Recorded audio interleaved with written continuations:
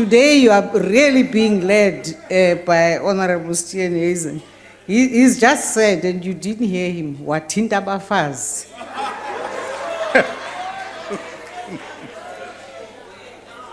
Honorable members, thank you very much for what I believe was a constructive engagement on matters pertaining to Parliament. And allow me to first respond to a few matters that were raised. On the matter of legal drafting, I agree that this is a scarce skill that must be cultivated. And we actually have been discussing this over a long time. I remember even in the third Parliament. But clearly there's an appetite on the part of honorable members, and that is why I reported in my main address that 12 private members' bills were actually submitted by honorable members and honorable members from different parties, and not necessarily, of course, passed already. On transitional arrangements, Honorable Dlagude, be assured that the administration has commenced with the legacy report under the leadership of the acting Secretary to Parliament. And this will include the area of transitional arrangements for the 6th Parliament. Honorable Killian, I agree that training for members should be ongoing, not only an activity confined to the point of the induction training at the start of a new Parliament. The costs of subsistence allowances and transport for some staff. This is a matter that was raised, I think, by the Honorable Waters, and I believe that it has been dealt with by Honorable Smith, because the money had been allocated to their respective cost centers instead of the Women's Parliament. So by the time the report for the 3rd quarter was finalized, this was not yet corrected, which then caused the variance of 40,000 rands between the amounts reported during the 3rd quarter and 4th quarter. So, as Comrade Honorable, thank you very much. The Honorable Smith has indicated that it is being dealt with by the Joint Standing Committee. Let me remind honorable members of the formula for funding of political parties, which is something I thought members would be aware of by now.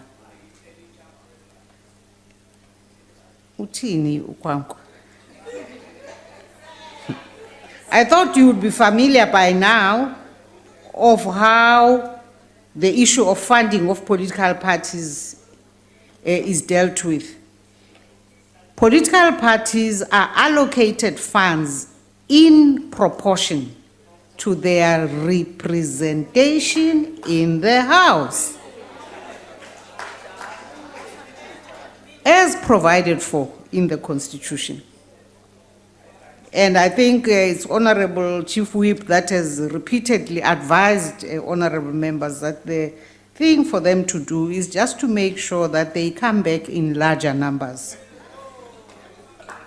With respect to the variance of money withheld from political parties, the correct amount withheld was only 199,000 rands. 199,000 rands, not 190 million rands. No, it's 199,000, not 190 million. There's a great difference between the two. So, Honorable Waters, you have not quoted the correct amounts. well, maybe we should look at the document and correct it.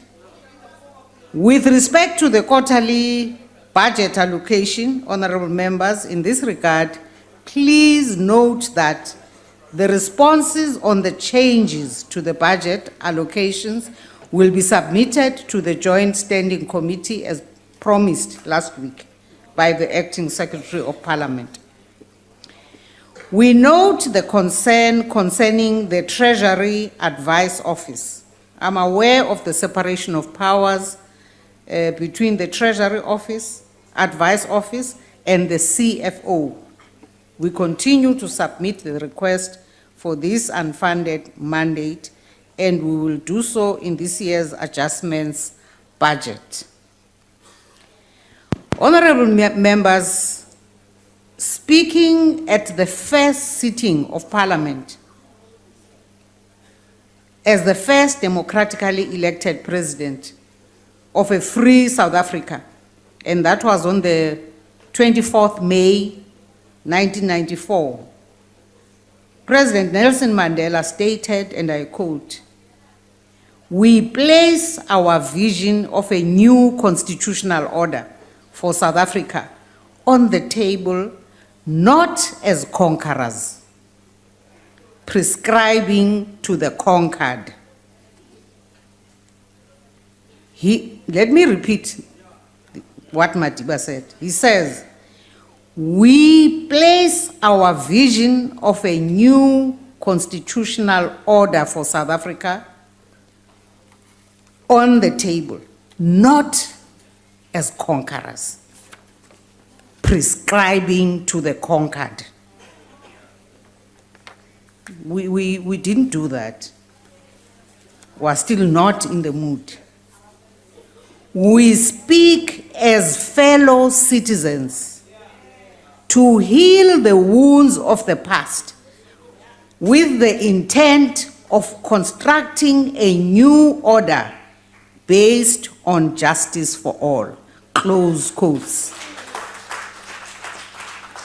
Those words marked the final death knell of an unjust political system based on race and the birth of a new constitutional order in South Africa.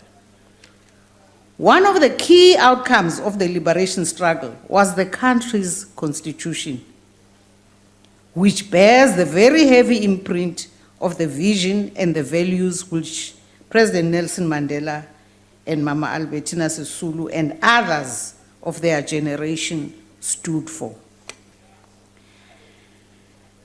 Nelson Mandela understood the importance and significance of Parliament and therefore had a profound respect for this Parliament, as it has had for him. This respect is personified in a conversation that former Speaker Frini Jinwala recalls with Madiba just after she was elected as Speaker, and I quote former Speaker Jinwala, who talks about what Madiba said. He said, and I quote, "You must run Parliament in a way that carries on what we have done in negotiations, where we have tried to bring all parties on board. We've tried to involve everybody so that we take the whole of South Africa into this new arrangement." Close quote. And here we're quoting Frini Jinwala in conversations with the Mandela Foundation on the 14th June 2008. Both Madiba and Masisulu were concerned with giving life to the Constitution and achieving its stated aims.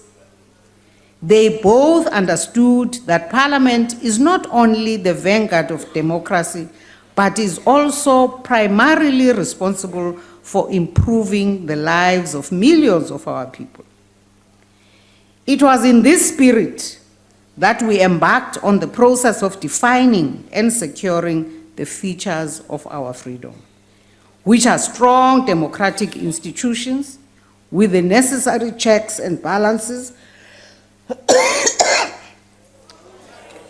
Oh, you know this cough.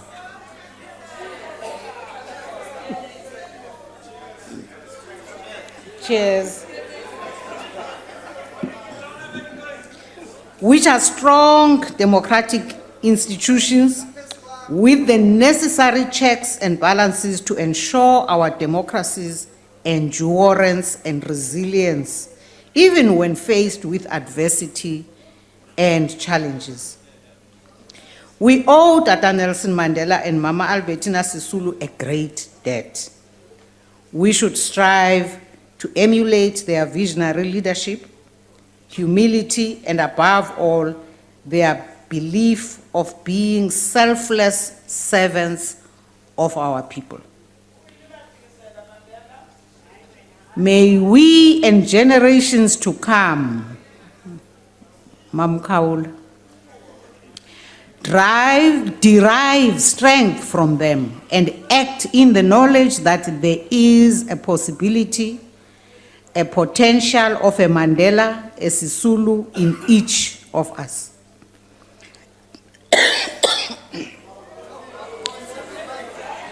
That potential is there if we commit to never forget that we exist to serve the people, not to destroy one another. Let us, in our words and actions, be it in the chambers of parliament, the executive, or wherever we find ourselves, act with integrity and honor, as Madiba and others, including Mama Winnie Madikizela Mandela, did in service to our people at all times.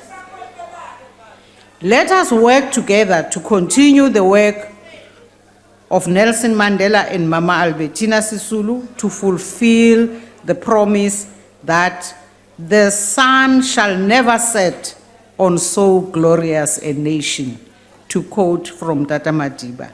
I thank you. Iyouth kukhulunyiwe ngayo hlengwa. Wena weneli nje. Thank you, honorable members. That concludes the debate on Parliament's vote.